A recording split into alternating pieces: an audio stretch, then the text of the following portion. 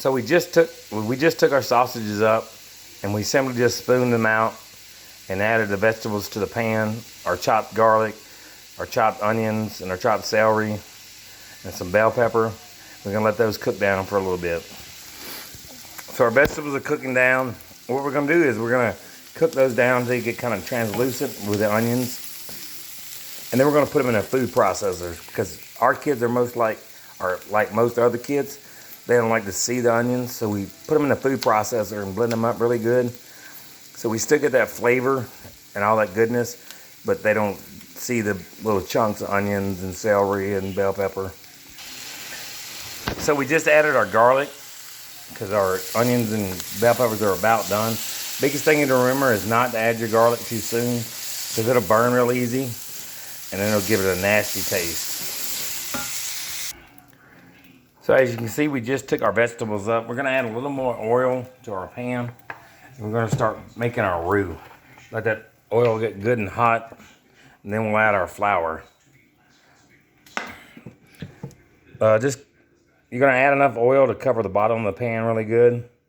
And then once that starts to get hot, you're gonna start to add your flour. All right, now we're gonna start to add our flour. We're gonna add just a little bit at a time. About 1/3 of a cup at a time, and then let it brown or let it mix in really good, and then add some more. So we got our flour going now.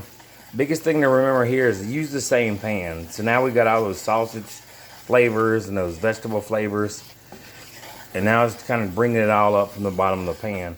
Now we're gonna make our roux, and it's gonna look like kind of like chocolate once we get done, and then we'll pick back up there. I like to use a wire whisk when I'm making my roux. Make sure we get it all up. And the biggest thing here is you want to try to make sure you get all everything that is stuck to the kind of the bottom of that pan up, and make a good thick, kind of a really dark brown roux. As you can see, our roux is getting good and dark. It's getting kind of thick too.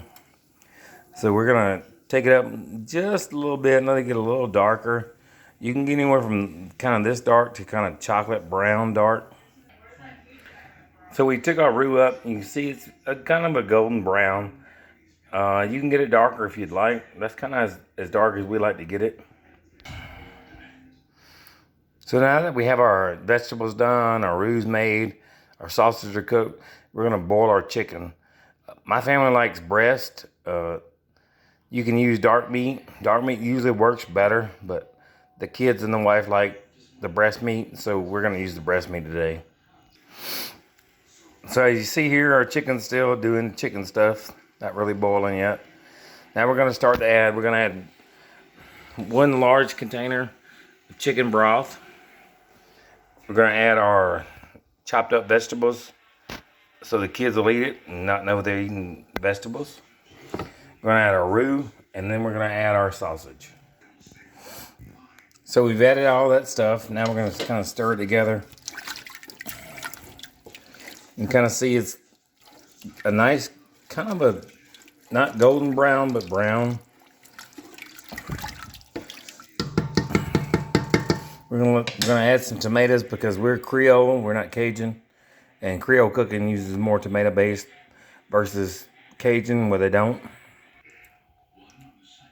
So we're gonna add 1 crushed tomato, 28 ounces to our stuff. So we added our 28 ounce can of tomatoes. We're gonna add another 32 ounces of chicken broth, only because we're gonna feed a lot of people. It just depends on how many people you're gonna feed, is how much chicken broth you wanna add.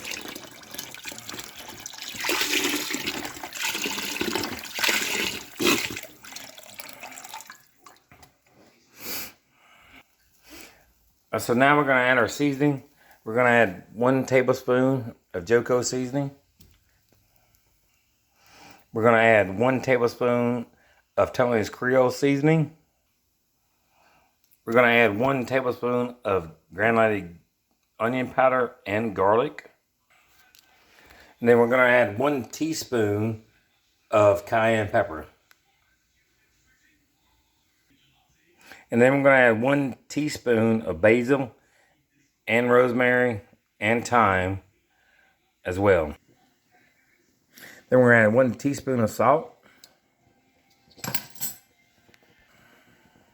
as well as a teaspoon of black pepper. Then we're gonna stir it all up. So we got all our ingredients in there. Then we're gonna taste it. If it needs more cayenne pepper, you can add more cayenne pepper. If it needs more salt, you can add some more salt. It's kind of depend on your taste. So now we're gonna let this kind of start to cook and boil together. While we're waiting on our chicken, you can see our chicken's starting to boil. You let that chicken get done. Then we're gonna tear that chicken apart, add it to our jambalaya mix. And then later on, we'll add the rice, and then we'll have some great jambalaya. So now our chicken's done. It's boiled. We're gonna let it cool off a little bit, and then we'll pull it apart. Also, you need to make sure you save your chicken broth where you boiled your chicken in case you need to add more to your jambalaya before it's done. So we're gonna let this simmer for a couple of hours before we add our rice. Our chicken's almost cooled off enough to put in here with it. We'll take a look at it here. So once that cools off enough, we'll go ahead and add that. It's still not all the way done, but when we let it simmer, it'll finish cooking, and we'll get that extra chicken flavor and good broth to our jambalaya. So we got our chicken chopped up. As you can see, it still needs to cook a little more. If you want to build more flavor, this is the way I suggest you do it. But if you're kind of pressed for time, boil your chicken a little more. That way it's all the way done before you add it to your stock pot.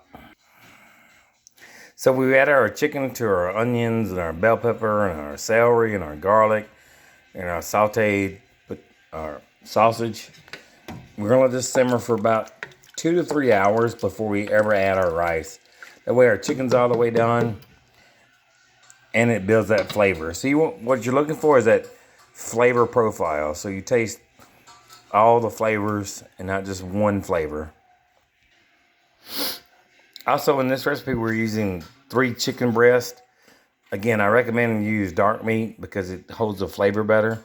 But my family likes chicken breast better, so we use chicken breast. So we went ahead and added our additional chicken broth where we boiled our chicken. We're gonna let this simmer for a couple of hours. Then we'll add our rice and you'll be good to go. Remember, when you're cooking Louisiana food or jambalaya, gumbo, it's about the time. Build the flavors, take that time. It's not as simple as going to the store and picking up a jambalaya box or gumbo box off the shelf and cooking it. If you really want to do it right, take your time.